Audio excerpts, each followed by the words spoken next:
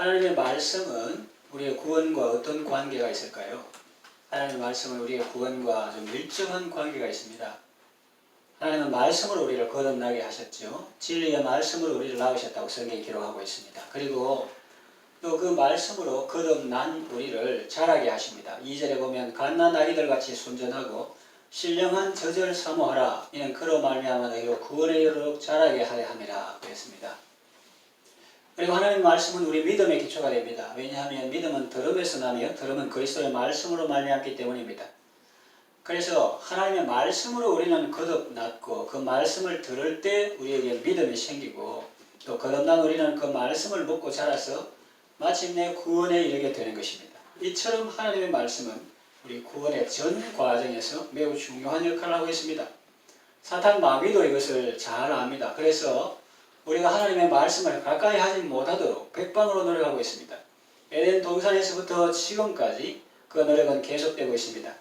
그 흑 역사를 잠시 살펴보기를 원합니다. 하나님의 역사를 살펴봐도 아까운 시간에 왜 사탄의 흑 역사를 살펴보는가 라는 의문을 가질 수 있겠지만 사탄의 역사 이면에 더 강한 하나님의 역사가 있음을 보시면 좋겠습니다. 또 사탄의 전략을 알면 우리가 어떻게 대처해야 할지 지혜를 얻을 수 있기 때문입니다. 이해하기 쉽고 피부에 와닿게 설명하기 위해서 그런 방편을 택한 것이니 그 점을 이해하시고 들으시면 좋겠습니다. 하나님의 말씀에 대한 사탄의 전략 첫 번째는 뭐냐? 하나님의 말씀을 오해하게 합니다. 하나님은 동방의 에덴의 동산을 창설하시고 그 지으신 사람을 거기 두셨습니다.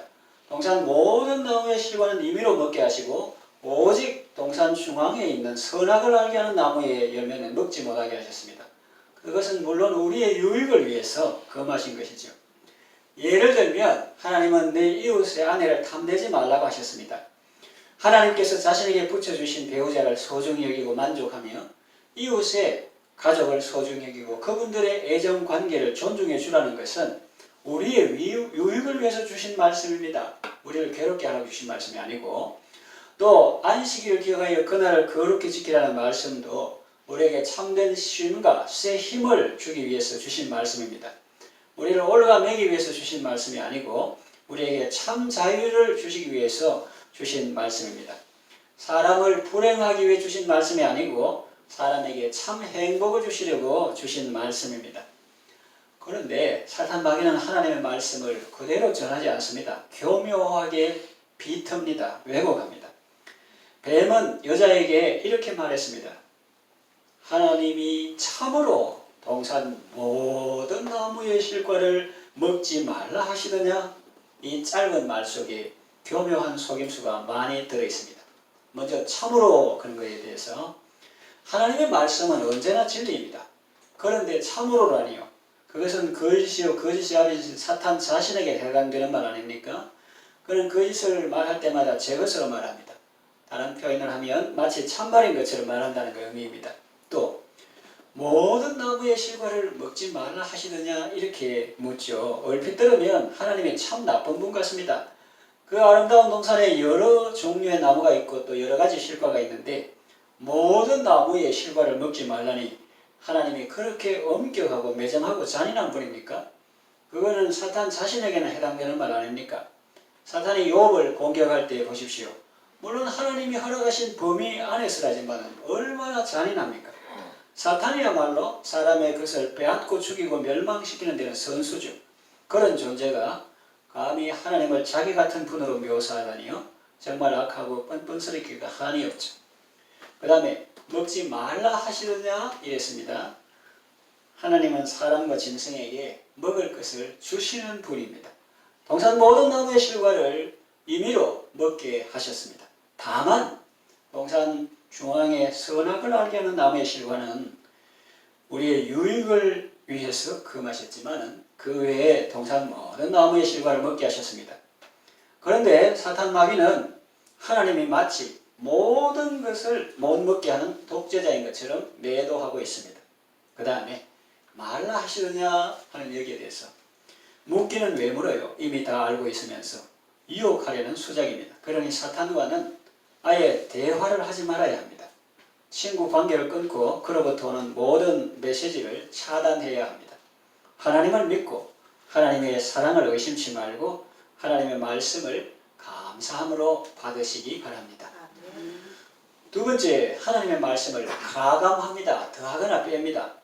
우리는 기록된 하나님의 말씀을 가지고 있습니다. 구약 39권, 신약 27권, 합 66권의 성경을 가지고 있죠. 그래서 이해하기 쉽게 39, 27 이래가지고 기억합니다. 구약 39, 신약 27, 합 66.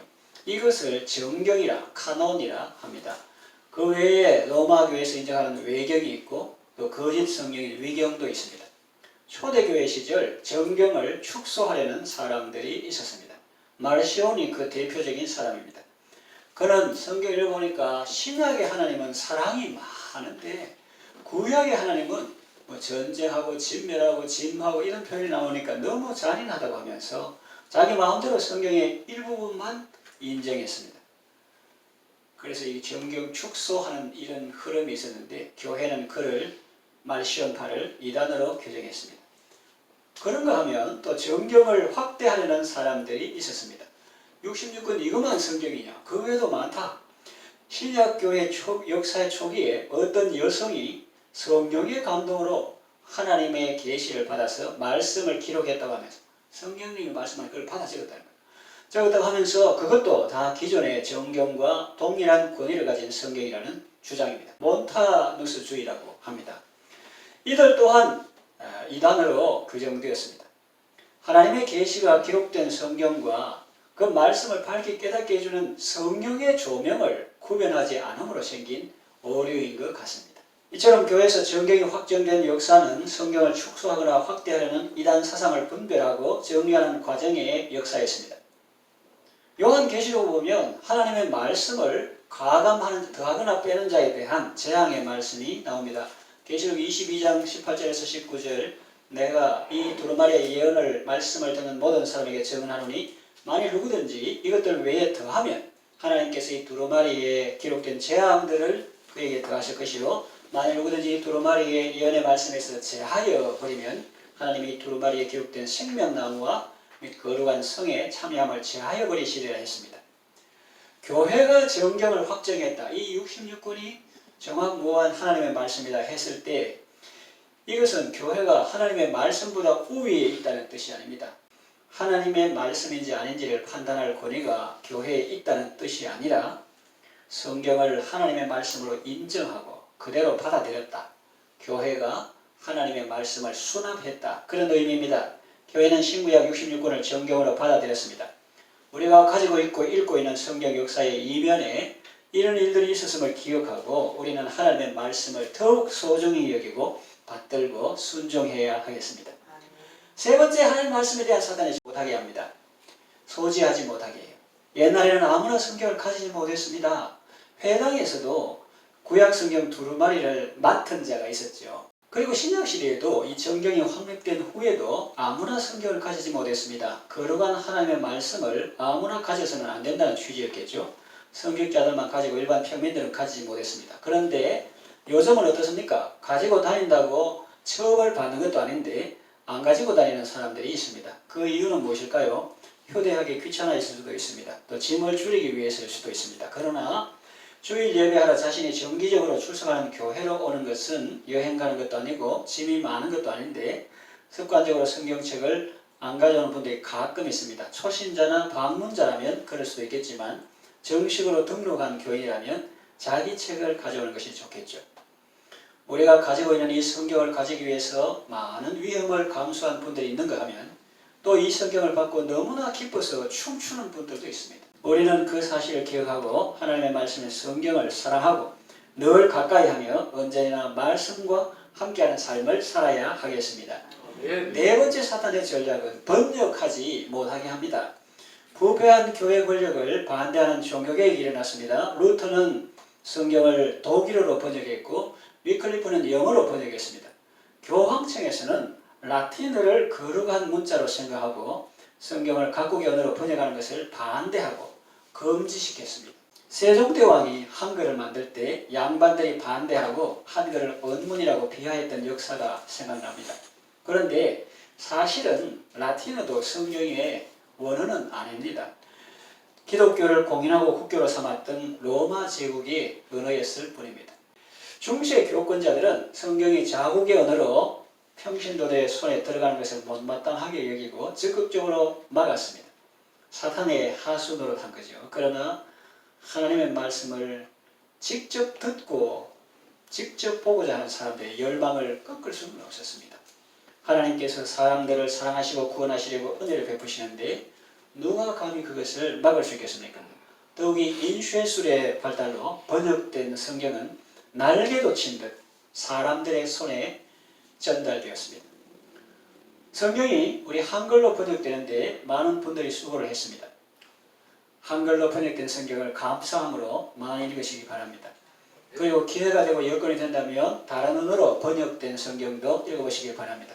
때로는 번역본을 통해서 성경 원문의 뜻을 잘 이해하게 되는 경우도 있습니다. 사탄은 성경을 박물관에 전시된 유물처럼 만들어서 사람들이 보기는 보아도 실제로 그 혜택을 누리지는 못하게 합니다.